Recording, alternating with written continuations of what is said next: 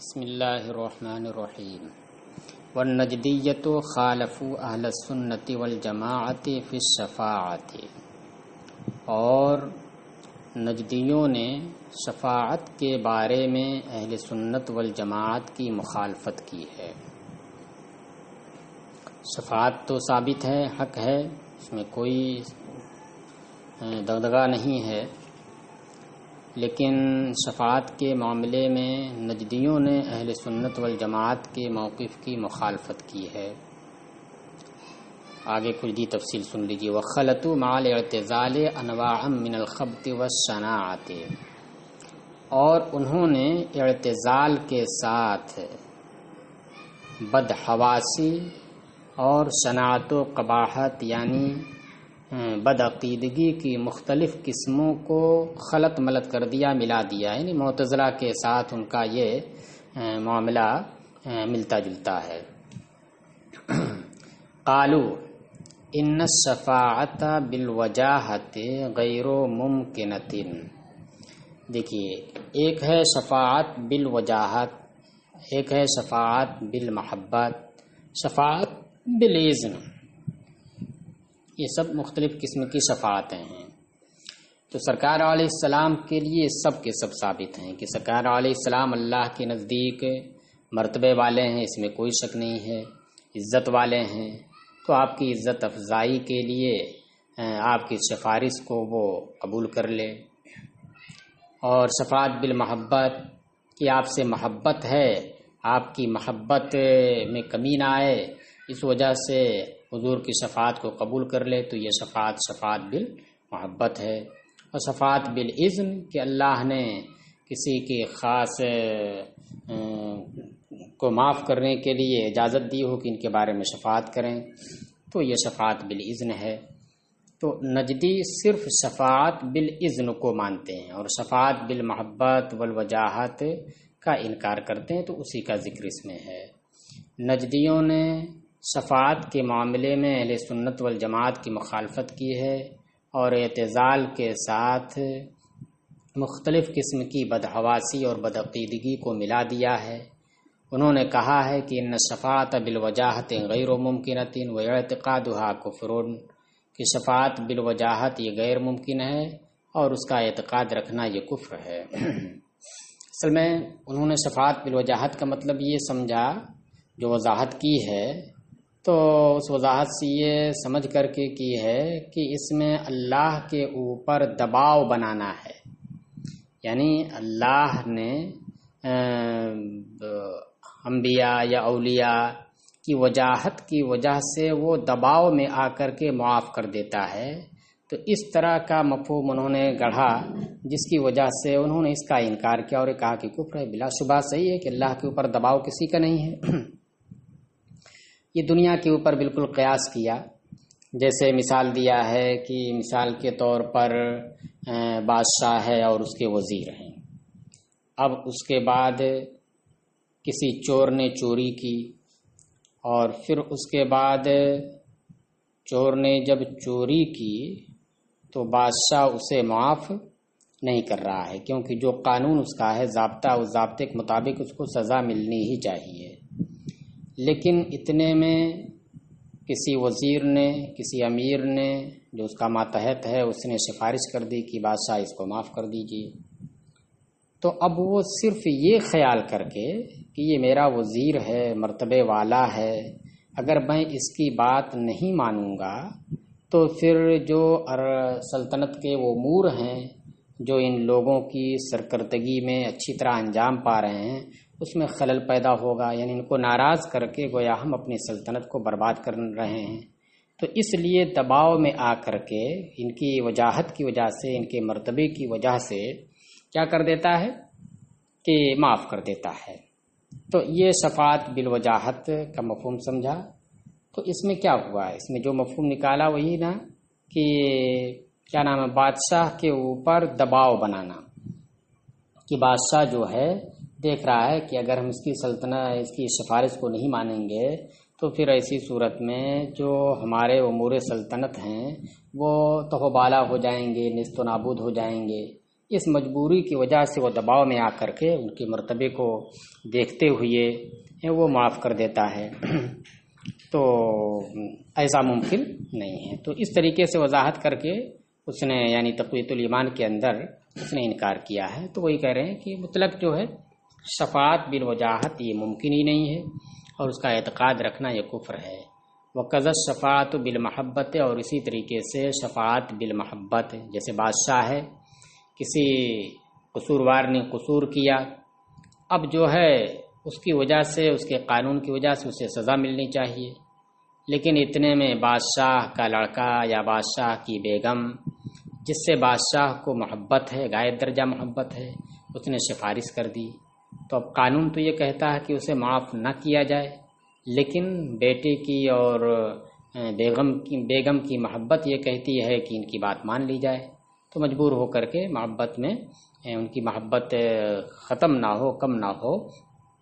معاف کر دیتا ہے۔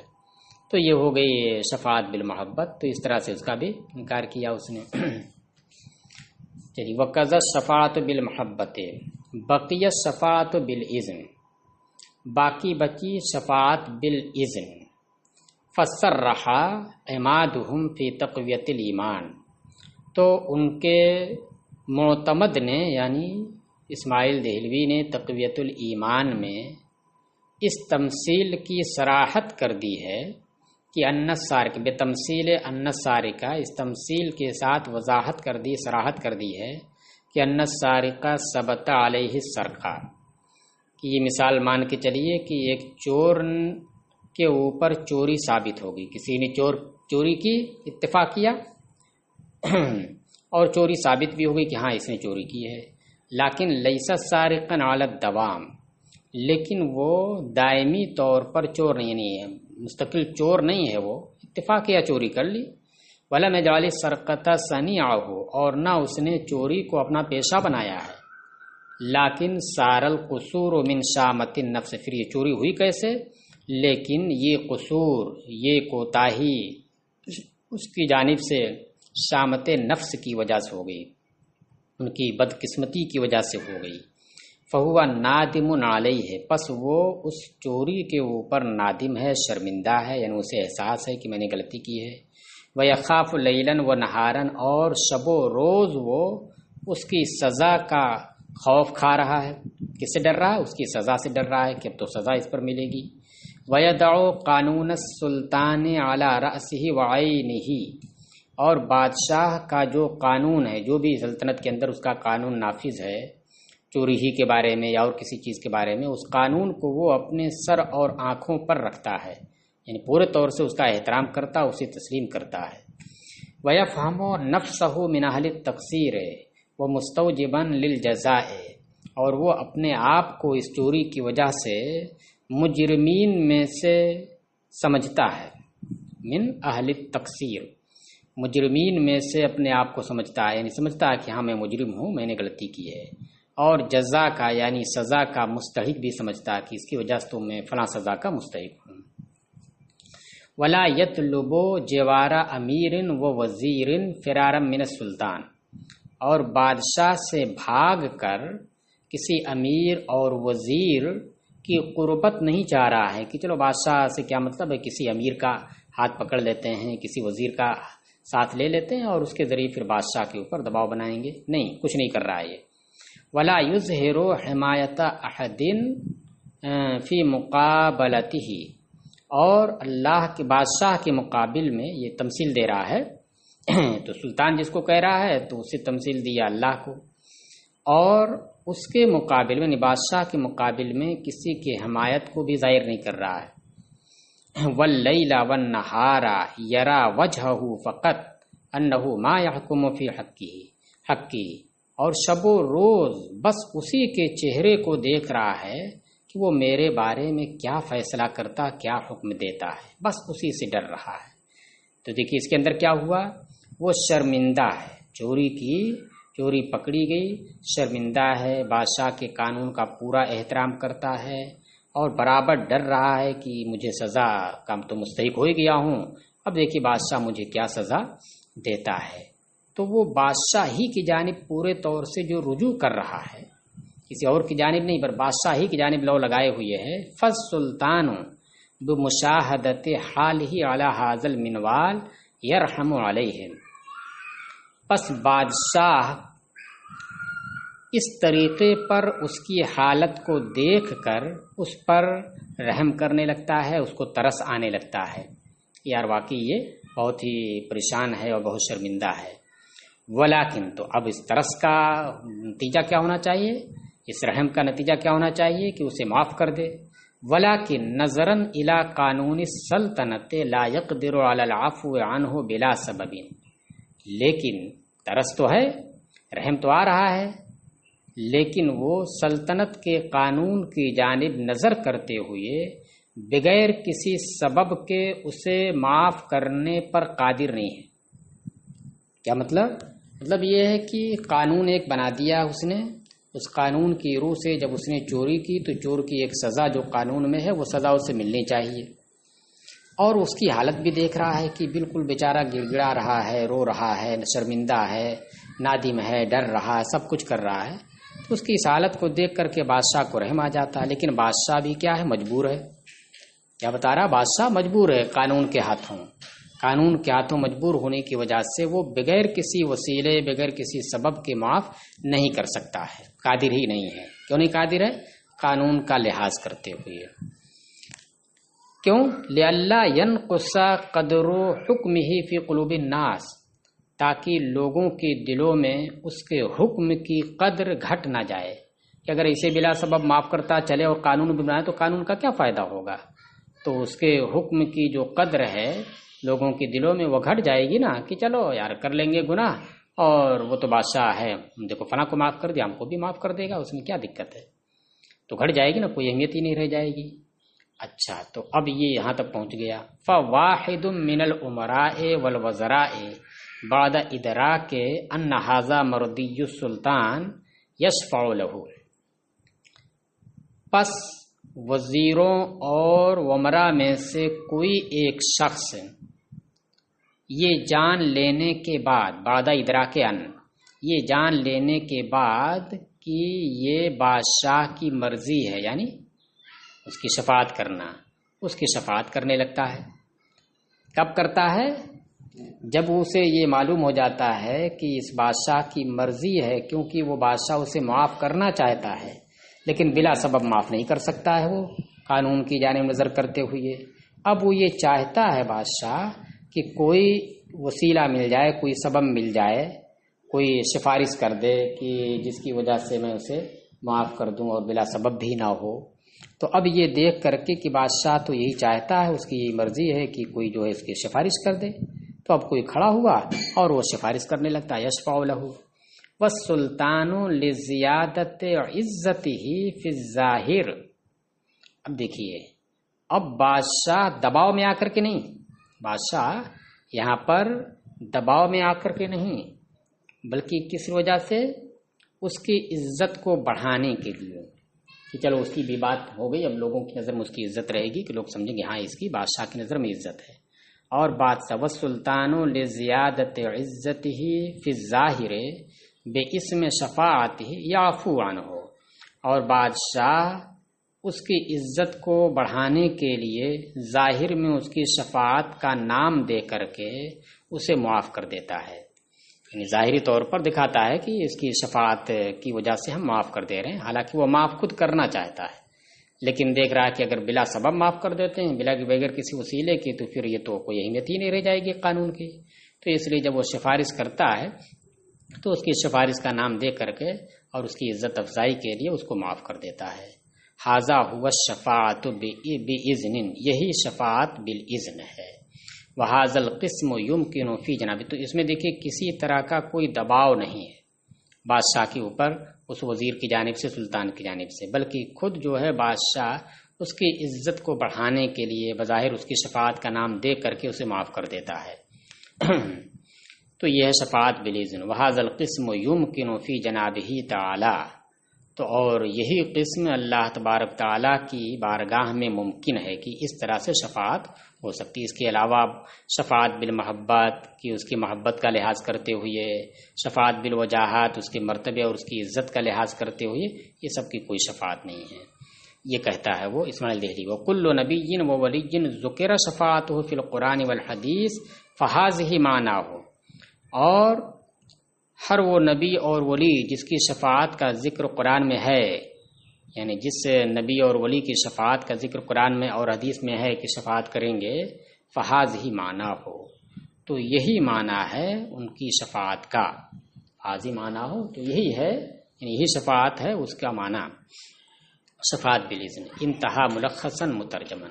اردو زبان میں وہ کتاب ہے تقویۃ الایمان، تو یہ عبارت انہوں نے تلخیص کے ساتھ لی ہے اور ترجمے کے ساتھ لی ہے۔ دیکھیے، فَإِنْكَارُ الْوَجَاهَةِ وَالْمَحَبَّةِ مُخَالَفَةٌ صَرِيحَةٌ لِلْآيَاتِ الْكَرِيمَةِ، تو وجاہت اور محبت کا انکار کرنا کہ وجاہت نہیں ہے، محبت نہیں ہے، اس کا انکار کرنا یہ صریح مخالفت ہے ان آیات کریمہ کی۔ دیکھیے، حضرت موسیٰ علیہ السلام کے بارے میں فرمایا کانا عند اللہ وجیہا، کہ وہ اللہ کے نزدیک مرتبے والے تھے، مرتبے والے ہیں، وجیہن فی الدنیا والآخرت، دنیا اور آخرت دونوں میں مرتبے والے ہیں، فاتبعونی یحببکم اللہ، تو دونوں میں دیکھیے کیا ہے، وجاہت کا ذکر ہے، فاتبعونی یحببکم اللہ، تو تم میری پیروی کرو، میری بات مانو، اس کی وجہ سے اللہ تم سے محبت کرے گا۔ یہاں پر بھی کیا ہے، اللہ کی جانب سے محبت کرنا، اللہ کی جانب سے مرتبے سے نوازنا سب ثابت ہوتا ہے۔ وفی تخصیص الشفاعت بالتائب، اور انہوں نے جو شفاعت بالاذن کو خاص کیا ہے اور اس میں اتنی قیدیں لگا دی ہیں، شرمندہ ہونے کی قید لگا دی ہے، خوف زدہ ہونے کی سب شرطیں لگا دی ہیں، تو اس طرح سے شفاعت کو ایسے لوگوں کے ساتھ خاص کرنے میں تو جو شفاعت عامہ ہے جس پر سب کا اتفاق ہے، تو اسی کو تو باطل کر دے رہا ہے، یہ وہی نہیں ہے۔ اس لیے کہ اس میں سب سے پہلی شرط تو یہ ہے کہ وہ شرمندہ ہو، وہ تائب ہو، سب سے پہلی شرط تو یہ ہے کہ وہ شرمندہ ہو، وہ تائب ہو۔ وفی تخصیص الشفاعت بالتائبین، اور والنادمین المخصوصین بالخصوصیات المذکورہ الذین کان لهم النجدیہ مخالفۃ صریحۃ لأہل السنہ وموافقۃ للمعتزلہ۔ دیکھیے، شفاعت کو ان تائبین اور نادمین کے ساتھ خاص کرنے میں جو مذکورہ خصوصیات کے ساتھ مخصوص ہیں، وہی کہ کسی کے پاس جاتا نہیں، بادشاہی کی طرف رہتا، سب جو ذکر کیا وہی مراد ہے، جو گویا کی نجدیہ ہی ہیں۔ دیکھیے طنز اس میں ہے، وہ کون ہے؟ جو گویا کی نجدیہ ہی ہیں۔ تو اس طرح سے شفاعت کو ایسے ہی لوگوں کے ساتھ خاص کر دینے میں صریح مخالفت اہل سنت کی اور معتزلہ کی موافقت ہے۔ معتزلہ ہی کہتے ہیں کہ جب تک کوئی تائب نہ ہو، گناہ کبیرہ کر کے جب تک توبہ نہ کرے،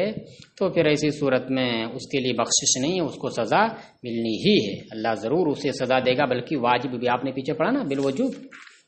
کل کے سبق میں تھا نہیں، معتزلہ نے شفاعت کا انکار کیا ہے لقولہم بالوجوب، کیونکہ وہ یہ کہتے ہیں کہ گناہ کبیرہ کا جو مرتکب ہے اس کے اوپر سزا واجب ہے، اس کو ہٹا نہیں سکتا اللہ تعالی۔ تو اسی طریقے سے یہاں پر بھی ہوا کہ دیکھیے، شرمندہ ہو، تائب ہو، تب جا کر کے شفاعت ہو۔ ارے بھیا، جب وہ شرمندہ ہو گیا اور وہ تائب ہو گیا، اللہ سے ڈر رہا ہے، سمجھ رہا ہے، مان رہا ہے کہ میری یہ غلطی ہو گئی ہے، توبہ کر رہا ہے، تب تو یوں ہی جو ہے اس کا گناہ ختم ہو گیا، اب شفاعت کی کیا ضرورت ہے؟ جبکہ حدیث میں پاک صاف صاف آیا نا، التائب من الذنب کمن لا ذنب لہ، کہ گناہ سے توبہ کرنے والا ایسا ہی جیسے اس نے توبہ گناہ کیا ہی نہیں، تو پھر اس کو لیے سفارش کی ضرورت ہی نہیں ہے۔ تو دیکھا جائے تو اس طرح سے اتنی قیدیں لگانے کی وجہ سے سرے سے شفاعت ہی کا انکار ہے، شفاعت ہی نہیں ہو رہی۔ اس لیے اعلیٰ حضرت نے لکھا ہے، یہاں تو یہ لکھ رہے ہیں کہ شفاعت عامہ کو باطل کر رہا ہے، لیکن اعلیٰ حضرت لکھ رہے نہیں، بلکہ اگر گہرائی سے اس کو دیکھا جائے تو شفاعت عامہ نہیں، مطلقاً شفاعت ہوگی ہی نہیں، کیونکہ اس کو خاص کیا کس کے ساتھ ہے؟ تائب ہونے والوں کے ساتھ، شرمندہ ہونے والوں کے ساتھ، اور جب تائب ہو گیا وہ تو گناہ ہی نہیں، ختم ہو گیا گناہ، اور جب گناہ ختم ہو گیا تو سفارش کس بات کی؟ چلیے، والقیود المذکورۃ فی الشفاعۃ الممکنۃ تبطل الشفاعۃ العامہ المتفقۃ علیہا، اور شفاعت ممکنہ میں جو ان کے نزدیک صرف ممکن ہے، شفاعت بالاذن، ممکنہ شفاعت میں مذکورہ قیدیں یہ اس شفاعت عامہ کو باطل کر دیتی ہیں جن پر سب کا اتفاق ہے۔ موقف حساب میں عام شفاعت ہوگی، یعنی سب کے لیے ہوگی، گھبراہٹ کو دور کرنے والی اور پریشانی کو دور کرنے والی، جو کافر مومن سب کو عام ہوگی۔ وقولہ فلا یقدر، اب اس میں دیکھیے یہ کہا ہے کہ قانون کی جانب نظر کرتے ہوئے بلا سبب معاف کرنے پر قادر نہیں ہے، تو یہ تو بہت ہی سنگین بات ہو گئی۔ اور اس کا یہ کہنا فلا یقدر علی العفو عنہ بلا سبب و معاف کرنے پر قادر نہیں ہے، یہ تو غلو میں، اعتزال میں غلو کرنا ہے۔ اعتزال کا جو اعتقاد ہے اس میں کیا غلو کرنا، بہت زیادہ، اس سے بھی آگے بڑھ جانا ہے۔ وما بعدہ، یعنی وہ معاف کرنے پر ہی قادر نہیں مان رہا ہے۔ وما بعدہ زائد علیہ فی الدلال، اور اس کے بعد جو باتیں اس نے ذکر کی ہیں وہ جو ہے اس پر گمراہی میں مزید اضافہ ہیں۔ ولما ظہر بما ذکرنا مخالفۃ النجدیۃ فی هذه العقیدۃ لاہل السنۃ، اور جو کچھ ہم نے ذکر کر دیا جب اس سے یہ ظاہر ہو گیا کہ اس عقیدے میں نجدی اہل سنت کی مخالفت کرتے ہیں، لا حاجۃ الی تفصیل ما فیہ من الدلال والتدلیل، تو پھر اب اس کی تفصیل کی کوئی ضرورت نہیں جو اس میں گمراہی اور گمراہ گری ہے، اس کو بتانے کی ضرورت ہی نہیں۔ فإنه یفضی الی التطویل، کیونکہ یہ تو تطویل کی جانب پہنچا دے گا، بہت دراز ہو جائے گی بات، اس لیے اس کی ضرورت ہی نہیں کہ اس میں کیا گمراہی ہے، کس طرح سے گمراہ گری ہے۔ ومن اراد الاطلاع مفصلا فلیرجع الی فوز المبین بشفاعت الشافعین، اور جسے تفصیل کے ساتھ اطلاع درکار ہو تو وہ کتاب رسالہ فوز المبین بشفاعت الشافعین کی جانب رجوع کرے۔ چلیے بات ختم ہوگی شفاعت کی۔ ومنها ان يعتقد ان الارض لا يأكل جسده الشریف ولا يبلع، دیکھیے انہی امور میں سے جو حضور کی خصوصیات میں سے ہیں یہ ہے کہ اعتقاد رکھے مومن کہ زمین نبی صلی اللہ علیہ وسلم کے جسم شریف کو نہ تو کھا سکتی ہے اور نہ ہی وہ جسم بوسیدہ ہو سکتا ہے، بل یا یبلا بوسیدہ ہونا۔ ووقت البعث سے یکون علی حالہ، اور بعث کے وقت، قبر سے اٹھائے جانے کے وقت اپنی اسی حالت پر رہے گا جسم، جس حالت پر تھا پہلے۔ وحشرہ صلی اللہ علیہ وسلم وحشر جمیع الانبیاء یکون کذالک، اور نبی صلی اللہ علیہ وسلم اور تمام انبیاء کا حشر، یعنی قیامت میں قبر سے اٹھانا اور جمع کرنا، یہ اسی طرح سے ہوگا۔ ذکرہ فی المعتمد، اس کو امام طور پشتی نے معتمد میں ذکر کیا ہے۔ وکلمات النجدیۃ فی ھذا الباب لا تلیق بالنقل، اور نجدیوں کے کلمات تو اس بارے میں نقل کے قابل نہیں، نقل کے لائق نہیں ہیں، بڑے ہی شنی اور قبیح ہیں۔ اخفها ما قال رئیسهم فی تقویۃ الایمان بعد ذکر حدیث لو مررت بقبری، اور ان شنی کلمات میں سب سے ہلکے درجے کا وہ ہے جو ان کے سردار اسماعیل دہلوی نے تقویۃ الایمان میں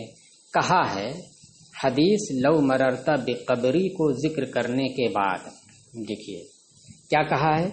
یعنی انا ایضاً یومن بعد الموت مختلط فی التراب، یعنی میں بھی ایک دن مرنے کے بعد مٹی میں ملنے والا ہوں۔ وہ آپ کو معلوم ہے اس کی کیا ہے، اس نے تقویۃ الایمان کیا کہ میں بھی ایک دن مر کر مٹی میں ملنے والا ہوں، یہ کہا ہے۔ یہ کہاں کہا ہے؟ تقویۃ الایمان میں اس نے اصل میں ایک حدیث ذکر کی ہے، وہ حدیث حضرت قیس بن معاذ سے مروی ہے، تفصیل سن لیجیے اس کی۔ وہ حیرہ گئے، حیرہ یہ کوفہ کے پاس ہے، کوفہ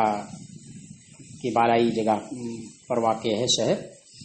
تو تو وہاں گئے تو وہاں پر انہوں نے دیکھا کہ وہ لوگ اپنے سب سے بڑے بہادر اور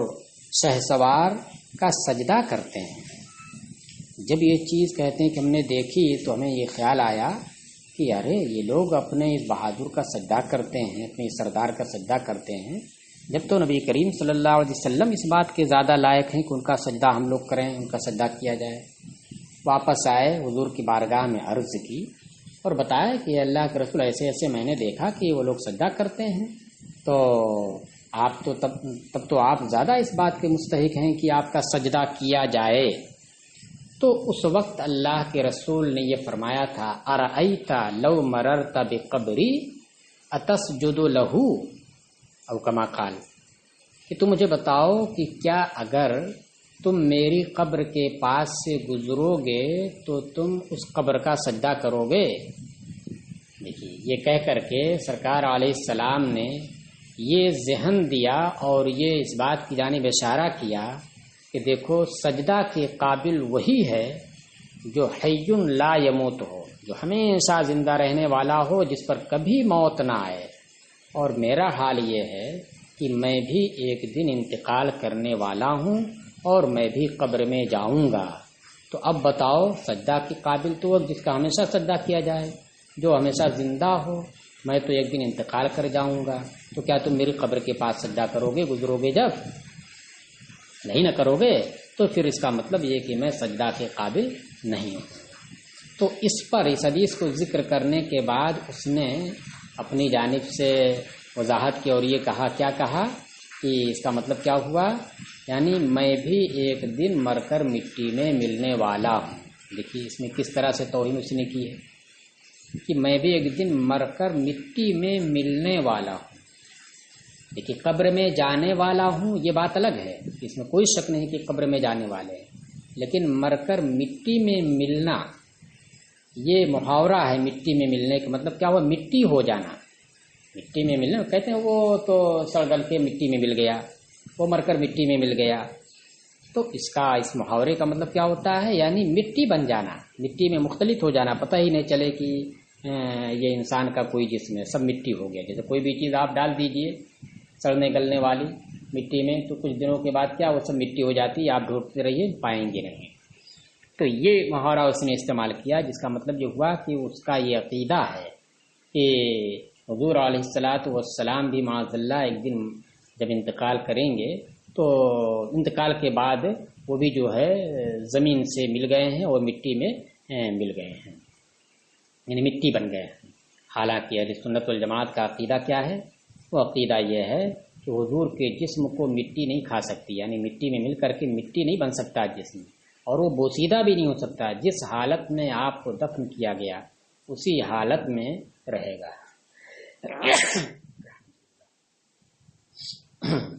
تو یہ اسی کا ذکر۔ تم الکلام فیما یجب ویمتنع ویجوز فی حقہ علیہ السلام۔ بات یہ کس کی چل رہی تھی؟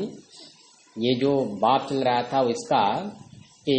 ان امور کا کہ جو امور حضور علیہ السلام کے حق میں واجب ہیں اور جو ممتنع ہیں اور جو جائز ہیں۔ پھر اسی کے تحت یہ سب ایمان لانے کی بات آئی تھی، حضور کی خصوصیات کا ذکر آیا تھا۔ تو یہ کہہ رہے ہیں کہ گفتگو ان امور کے بارے میں پوری ہو چکی جو حضور علیہ السلام کے حق میں واجب اور ممتنع اور جائز ہیں۔ وہا انا اريد ان الحق به ما يجب في من حقوقه علیہ الصلوۃ والسلام علی الانام۔ اور اب لیجئے میں یہ چاہتا ہوں کہ اسی بحث کے ساتھ وہ باتیں بھی ملا دوں جو بندے کے اوپر، جو مخلوق کے اوپر واجب ہیں، علی الانام۔ وہ باتیں کیا ہیں؟ حضور علیہ السلام کے حقوق۔ اب سیدھا ترجمہ کیجئے، لیجئے اب میں یہ چاہتا ہوں، سنیے، اب میں یہ چاہتا ہوں کہ بندوں کے اوپر جو حضور علیہ السلام کے حقوق واجب ہیں، جن کو بندے کی جانب سے، مخلوق کی جانب سے بجا لانا ضروری ہے، ان باتوں کو بھی اسی بحث کے ساتھ، اسی باب کے ساتھ ملا دوں۔ وما يترتب على اهمالها من الاثام، اور وہ گناہ کا ذکر بھی اسی کے ساتھ ملا دوں جو ان حقوق کے اندر سستی کرنے پر مرتب ہوتے ہیں. وما یترتب علی اہمالہا، اہمالہا میں حاضمیر کی مرجع وہی حقوق، ان حقوق کو چھوڑ دینے پر جو آثام، اسم کی جمع آثام گناہ، جو گناہ مرتب ہوتے ہیں ان کو بھی ملا دوں. لأن المبتدعات قد احدثوا فيها عقائد ہادمة لقواعد الاسلام، کیونکہ بد مذہبوں نے اس بارے میں ایسے عقائد پیدا کر دیے ہیں جو اسلام کی بنیادوں کو ڈھا دینے والے ہیں. واشاعوها غایت الاشاعت، اور انہوں نے ان عقائد کو خوب پھیلایا ہے، خوب اس کا چرچا کیا ہے. وَضَلُّوا بِهَا كَثِيرًا مِنَ الْعَوَامِ میں، اور بہت سے عوام کو ان عقائد کے ذریعے گمراہ کیا ہے. وَلَمَّا أُدْرِجَتْ مَبَاحِثُ الْإِمَامَةِ بِتِلْكَ الْجِهَةِ فِي عِلْمِ الْكَلَامِ، اور چونکہ علم کلام میں اس جہت سے امامت کے مباحث درج کیے گئے ہیں، علم کلام کے اندر اس جہت سے امامت کے مباحث ذکر کیے گئے ہیں. فحقوق النبوت احرا بمزید الاہتمام، تو نبوت کے حقوق مزید اہتمام کے زیادہ لائق ہیں. احرا معنی لائق ہے، یعنی نبوت کے جو حقوق ہیں امتیوں کے اوپر، وہ تو بدرجہ اولا زیادہ اہتمام کے لائق ہیں، ان کو اہتمام کے ساتھ بیان کیا جائے، کیونکہ مطلق امامت کی مباحث بھی ذکر کیے گئے ہیں اس میں. فاقول وباللہ الاعتصام، تو اب میں آگے کہتا ہوں اور اللہ ہی سے کی مدد سے گناہوں سے بچنا ہے. اب آگے الفصل الاول، پھر الفصل الثانی، اس طرح سے آگے ذکر کریں گے وہ.